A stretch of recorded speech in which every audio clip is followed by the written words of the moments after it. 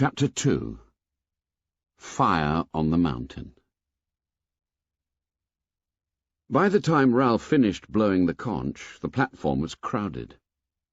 There were differences between this meeting and the one held in the morning.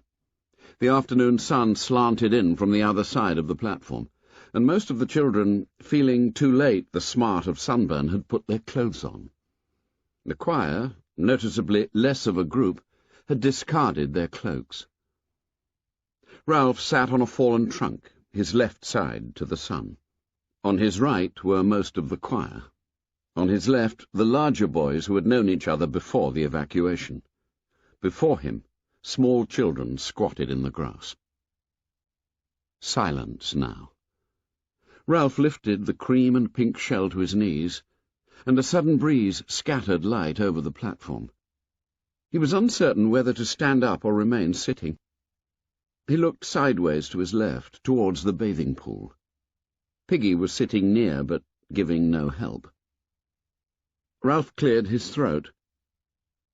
Well then, all at once he found he could talk fluently and explain what he had to say.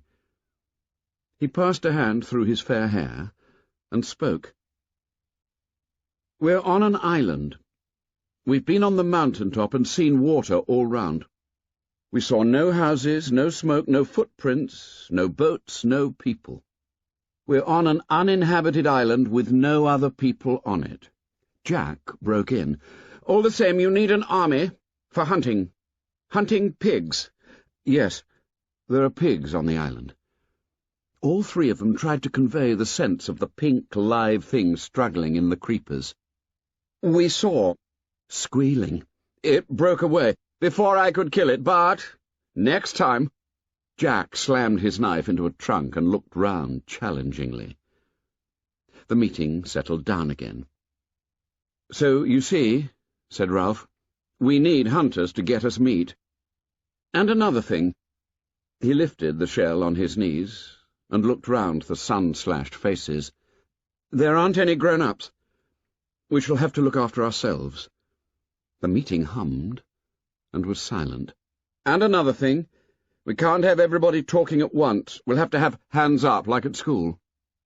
He held the conch before his face and glanced round the mouth. "Then I'll give him the conch." "Conch?" "That's what this shell's called. I'll give the conch to the next person to speak. He can hold it when he's speaking. But, look, and he won't be interrupted except by me." Jack was on his feet. "We'll have rules," he cried excitedly. "Lots of rules. Then when anyone breaks them, wee-hoo, whack-o, bong, doink." Ralph felt the conch lifted from his lap. Then Piggy was standing cradling the great cream shell, and the shouting died down. Jack, left on his feet, looked uncertainly at Ralph, who smiled and patted the log. Jack sat down. Piggy took off his glasses and blinked at the assembly while he wiped them on his shirt. "You're hindering Ralph. You're not letting him get to the most important thing." He paused effectively. "Who knows we're here? Eh? They knew at the airport. The man with the trumpet thing. My dad." Piggy put on his glasses. "Nobody knows where we are," said Piggy. He was paler than before, and breathless. "Perhaps they knew where we was going to, and perhaps not. But they don't know where we are, 'cause we never got there." He gaped at them for a moment, then swayed and sat down. Ralph took the conch from his hands. "That's what I was going to say," he went on. "When you all... He gazed at their intent faces. "The plane was shot down in flames. Nobody knows where we are. We may be here a long time." The silence was so complete that they could hear the fetch and miss of Piggy's breathing. The sun slanted in and lay golden over half the platform. The breezes that on the lagoon had chased their tails like kittens were finding their way across the platform and into the forest. Ralph pushed back the tangle of fair hair that hung on his forehead. "So we may be here a long time." Nobody said anything. He grinned suddenly, But this is a good island. We, Jack, Simon and me, we climbed the mountain. It's wizard. There's food and drink and rocks, blue flowers. Piggy, partly recovered, pointed to the conch in Ralph's hands, and Jack and Simon fell silent. Ralph went on. While we're waiting, we can have a good time on this island. He gesticulated widely. It's like in a book. At once there was a clamour. Treasure Island! Swallows and Amazons! Coral Island! Ralph waved the conch. This is our island. It's a good island. Until the grown-ups come to fetch us, we'll have fun. Jack held out his hand for the conch. There's pigs, he said. There's food and bathing water in that little stream along there, and everything. Didn't anyone find anything else? He handed the conch back to Ralph and sat down. Apparently no one had found anything. The older boys first noticed the child when he resisted. There was a group of little boys urging him forward, and he did not want to go. He was a shrimp of a boy, about 6 years old, and one side of his face was blotted out by a mulberry-coloured birthmark.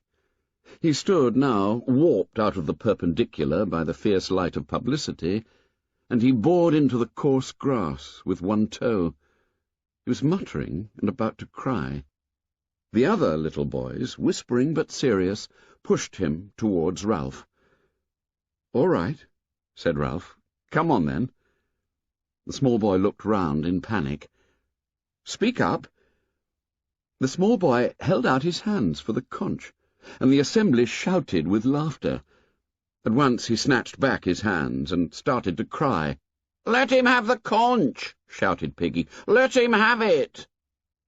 At last Ralph induced him to hold the shell, but by then the blow of laughter had taken away the child's voice. Piggy knelt by him, one hand on the great shell, listening and interpreting to the assembly. "He wants to know what you're going to do about the snake thing." Ralph laughed, and the other boys laughed with him. The small boy twisted further into himself. "Tell us about the snake thing." "Now he says it was a beastie." "Beastie?" "A snake thing, ever so big. He saw it."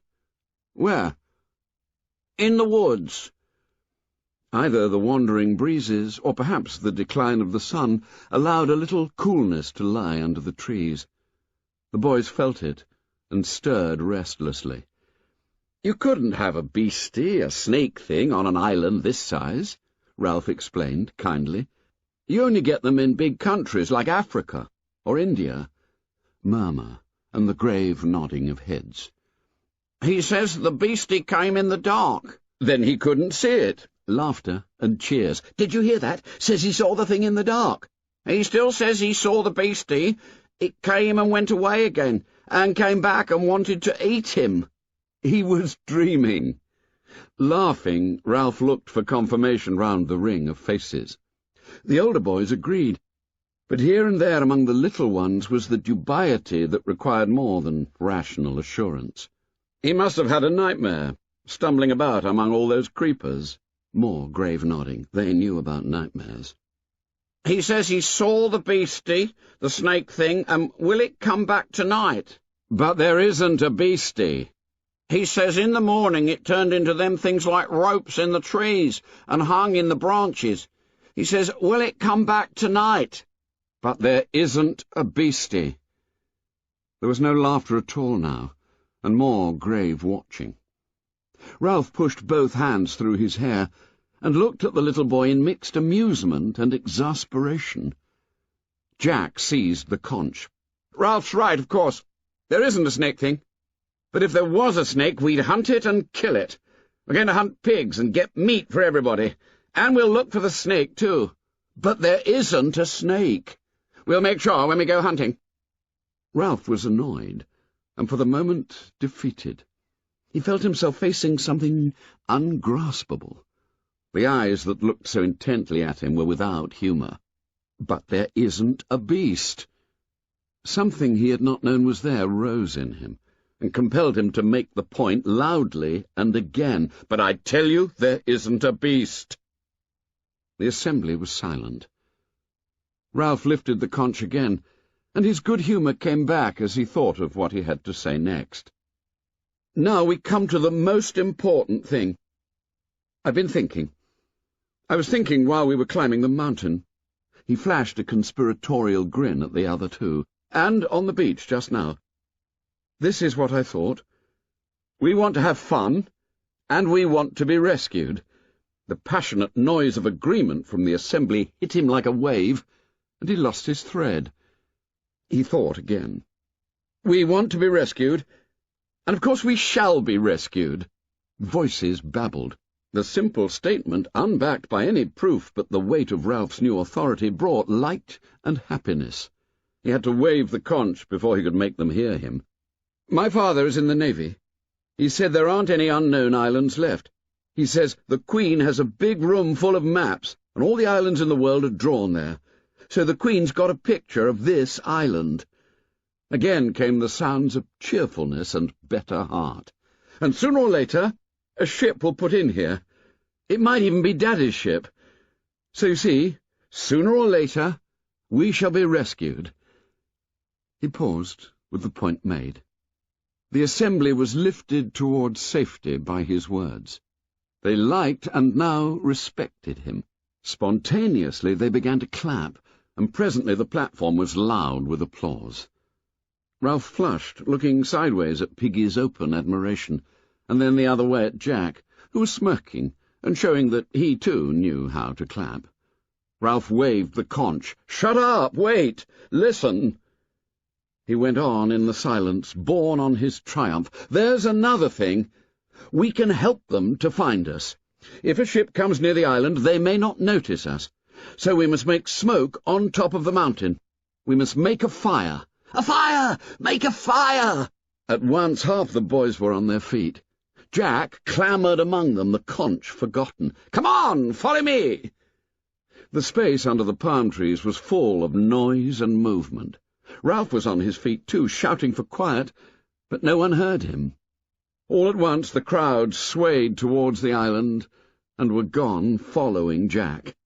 Even the tiny children went and did their best among the leaves and broken branches. Ralph was left holding the conch, with no one but Piggy. Piggy's breathing was quite restored. "Like kids," he said scornfully. "Acting like a crowd of kids." Ralph looked at him doubtfully, and laid the conch on the tree trunk. "I bet it's gone tea time," said Piggy. "What do you think they're going to do on that mountain?" He caressed the shell respectfully, then stopped and looked up. "Ralph!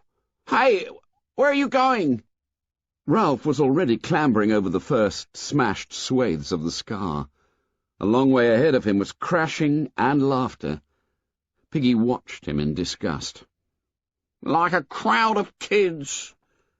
He sighed, bent, and laced up his shoes. The noise of the errant assembly faded up the mountain. Then, with the martyred expression of a parent who has to keep up with the senseless ebullience of the children, he picked up the conch, turned towards the forest, and began to pick his way over the tumbled scar. Below the other side of the mountain-top was a platform of forest. Once more Ralph found himself making the cupping gesture. "Down there we could get as much wood as we want." Jack nodded and pulled at his underlip. Starting perhaps 100 feet below them, on the steeper side of the mountain, the patch might have been designed expressly for fuel.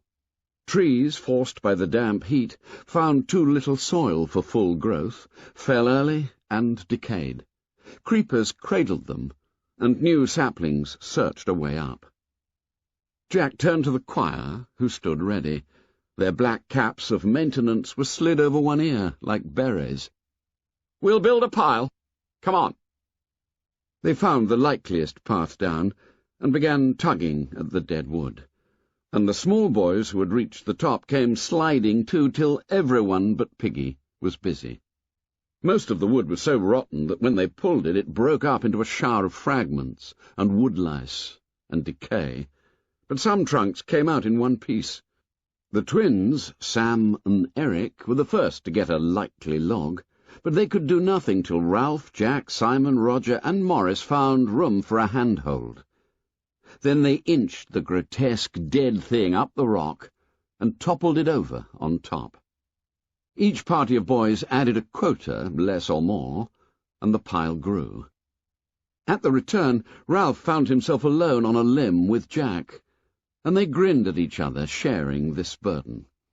Once more, amid the breeze, the shouting, the slanting sunlight on the high mountain, was shed that glamour, that strange invisible light of friendship, adventure, and content.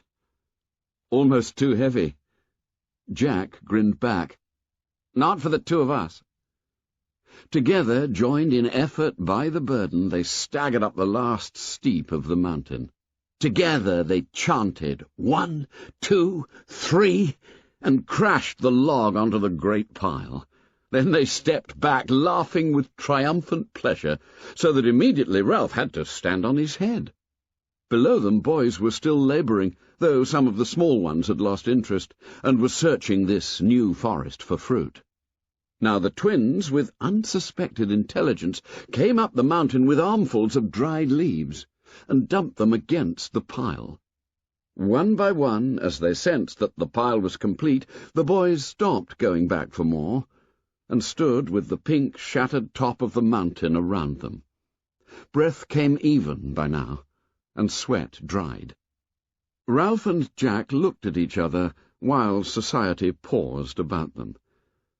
The shameful knowledge grew in them, and they did not know how to begin confession. Ralph spoke first, crimson in the face. "Will you?" He cleared his throat and went on. "Will you light the fire?" Now the absurd situation was open, Jack blushed too. He began to mutter vaguely. "You rub 2 sticks. You rub—" He glanced at Ralph, who blurted out the last confession of incompetence. "Has anyone got any matches?" "You make a bow and spin the arrow," said Roger. He rubbed his hands in mime. Psst, psst. A little air was moving over the mountain. Piggy came with it in shorts and shirt, labouring cautiously out of the forest, with the evening sunlight gleaming from his glasses. He held the conch under his arm. Ralph shouted at him, "Piggy, have you got any matches?" The other boys took up the cry till the mountain rang. Piggy shook his head and came to the pile. "My, you've made a big heap, haven't you?" Jack pointed suddenly. "His specs! Use them as burning glasses!" Piggy was surrounded before he could back away. "Here, let me go!" His voice rose to a shriek of terror as Jack snatched the glasses off his face. "Find out! Give 'em back! I can hardly see! You'll break the conch!" Ralph elbowed him to one side and knelt by the pile. "Stand out of the light." There was pushing and pulling and officious cries. Ralph moved the lenses back and forth, this way and that, till a glossy white image of the declining sun lay on a piece of rotten wood. Almost at once, a thin trickle of smoke rose up and made him cough. Jack knelt too, and blew gently, so that the smoke drifted away, thickening, and a tiny flame appeared. The flame, nearly invisible at first in that bright sunlight, enveloped a small twig, grew, was enriched with colour, and reached up to a branch which exploded with a sharp crack. The flame flapped higher, and the boys broke into a cheer. "My specs!" howled Piggy. "Give me my specs!" Ralph stood away from the pile and put the glasses into Piggy's groping hands. His voice subsided to a mutter. "Just blurs, that's all. Hardly see my hand." The boys were dancing.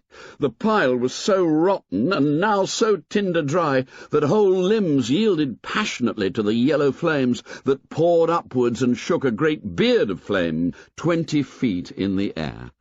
For yards round the fire the heat was like a blow, and the breeze was a river of sparks. Trunks crumbled to white dust. Ralph shouted, "More wood! All of you get more wood!" Life became a race with the fire, and the boys scattered through the upper forest. To keep a clean flag of flame flying on the mountain was the immediate end, and no one looked further. Even the smallest boys, unless fruit claimed them, brought little pieces of wood and threw them in. The air moved a little faster, and became a light wind, so that leeward and windward side were clearly differentiated. On one side the air was cool, but on the other the fire thrust out a savage arm of heat that crinkled hair on the instant. Boys who felt the evening wind on their damp faces paused to enjoy the freshness of it, and then found they were exhausted. They flung themselves down in the shadows that lay among the shattered rocks. The beard of flame diminished quickly. Then the pile fell inwards with a soft, cindery sound, and sent a great tree of sparks upwards that leaned away and drifted downwind. The boys lay panting like dogs. Ralph raised his head off his forearms. That was no good. Roger spat efficiently into the hot dust. What do you mean? There wasn't any smoke, only flame. Piggy had settled himself in a coign between two rocks, and sat with the conch on his knees. "We haven't made a fire," he said. "What's any use? We couldn't keep a fire like that going, not if we tried." "A fat lot you tried," said Jack contemptuously. "You just sat." "We used his specs," said Simon, smearing a black cheek with his forearm. "He helped that way." "I got the conch," said Piggy indignantly. "You let me speak." "The conch doesn't count on top of the mountain," said Jack, "so you shut up." "I got the conch in my hand." "Put on green branches," said Morris. "That's the best way to make smoke." "I got the conch." Jack turned fiercely. "You shut up." Piggy wilted. Ralph took the conch from him and looked round the circle of boys. "We've got to have special people for looking after the fire. Any day there may be a ship out there." He waved his arm at the taut wire of the horizon. "And if we have a signal going, they'll come and take us off. And another thing, we ought to have more rules. Where the conch is, that's a meeting. The same up here as down there." They assented. Piggy opened his mouth to speak, caught Jack's eye, and shut it again. Jack held out his hands for the conch, and stood up, holding the delicate thing carefully in his sooty hands. "I agree with Ralph. We've got to have rules and obey them. After all, we're not savages. We're English, and the English are best at everything. So we've got to do the right things." He turned to Ralph. "Ralph, I'll split up the choir, my hunters, that is, into groups, and we'll be responsible for keeping the fire going." This generosity brought a spatter of applause from the boys, so that Jack grinned at them, then waved the conch for silence. "We'll let the fire burn out now. Who would see smoke at night time anyway? And we can start the fire again whenever we like. Altos, you can keep the fire going this week, and trebles the next." The assembly assented gravely. "And we'll be responsible for keeping a lookout, too. If we see a ship out there—" they followed the direction of his bony arm with their eyes— "we'll put green branches on. Then there'll be more smoke." They gazed intently at the dense blue of the horizon, as if a little silhouette might appear there at any moment. The sun in the west was a drop of burning gold that slid nearer and nearer the sill of the world. All at once they were aware of the evening as the end of light and warmth. Roger took the conch and looked round at them gloomily. "I've been watching the sea. There hasn't been the trace of a ship. Perhaps we'll never be rescued." A murmur rose and swept away. Ralph took back the conch. "I said before, we'll be rescued sometime. We've just got to wait, that's all." Daring, indignant Piggy took the conch. "That's what I said. I said about our meetings and things, and then you said, 'Shut up!'" His voice lifted into the whine of virtuous recrimination. They stirred and began to shout him down. "You said you wanted a small fire, and you've been and built a pile like a hayrick. If I say anything," cried Piggy with bitter realism, "you say, 'Shut up!' But if Jack or Morris or Simon—" He paused in the tumult, standing, looking beyond them and down the unfriendly side of the mountain, to the great patch where they had found dead wood. Then he laughed so strangely that they were hushed, looking at the flash of his spectacles in astonishment. They followed his gaze to find the sour joke. "You got your small fire all right." Smoke was rising here and there among the creepers that festooned the dead or dying trees. As they watched, a flash of fire appeared at the root of one wisp, and then the smoke thickened. Small flames stirred at the bole of a tree and crawled away through leaves and brushwood, dividing and increasing. One patch touched a tree trunk and scrambled up like a bright squirrel. The smoke increased, sifted, rolled outwards. The squirrel leapt on the wings of the wind and clung to another standing tree, eating downwards. Beneath the dark canopy of leaves and smoke, the fire laid hold on the forest and began to gnaw. Acres of black and yellow smoke rolled steadily towards the sea. At the sight of the flames and the irresistible course of the fire, the boys broke into shrill, excited cheering. The flames, as though they were a kind of wildlife, crept as a jaguar creeps on its belly towards a line of birch-like saplings that fledged an outcrop of the pink rock. They flapped at the first of the trees, and the branches grew a brief foliage of fire. The heart of flame leapt nimbly across the gap between the trees, and then went swinging and flaring along the whole row of them. Beneath the capering boys, a quarter of a mile square of forest was savage with smoke and flame. The separate noises of the fire merged into a drum roll that seemed to shake the mountain. "You got your small fire all right." Startled, Ralph realized that the boys were falling still and silent, feeling the beginnings of awe at the power set free below them. The knowledge and the awe made him savage. "Oh, shut up." "I got the conch," said Piggy in a hurt voice. "I got a right to speak." They looked at him with eyes that lacked interest in what they saw, and cocked ears at the drum-roll of the fire. Piggy glanced nervously into hell, and cradled the conch. "We gotta let that burn out now, and that was our firewood." He licked his lips. "There ain't nothing we can do. We ought to be more careful. I'm scared." Jack dragged his eyes away from the fire. "You're always scared, yah, fatty." "I got the conch," said Piggy bleakly. He turned to Ralph. "I got the conch, ain't I, Ralph?" Unwillingly, Ralph turned away from the splendid, awful sight. "What's that?" "The conch. I got a right to speak." The twins giggled together. "We wanted smoke. Now look." A pall stretched for miles away from the island. All the boys except Piggy started to giggle. Presently they were shrieking with laughter. Piggy lost his temper. "I got the conch. Just you listen. The first thing we ought to have made was shelters down there by the beach. It wasn't half cold down there in the night. But the first time Ralph says fire, you goes howling and screaming up this here mountain, like a pack of kids." By now they were listening to the tirade. "How can you expect to be rescued if you don't put first things first and act proper?" He took off his glasses and made as if to put down the conch, but the sudden motion towards it of most of the older boys changed his mind. He tucked the shell under his arm and crouched back on a rock. "Then, when you get here, you build a bonfire that isn't no use. Now you've been and set the whole island on fire. Won't we look funny if the whole island burns up? Cooked fruit, that's what we'll have to eat, and roast pork, and that's nothing to laugh at. You said Ralph was chief, and you don't give him time to think. And when he says something, you rush off like... He paused for breath, and the fire growled at them. And that's not all. Them kids, the little uns, who took any notice of them? Who knows how many we got?" Ralph took a sudden step forward. "I told you to.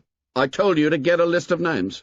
"How could I?" cried Piggy indignantly. "All by myself.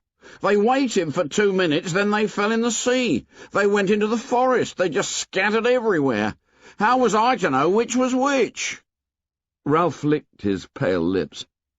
Then you don't know how many of us there ought to be?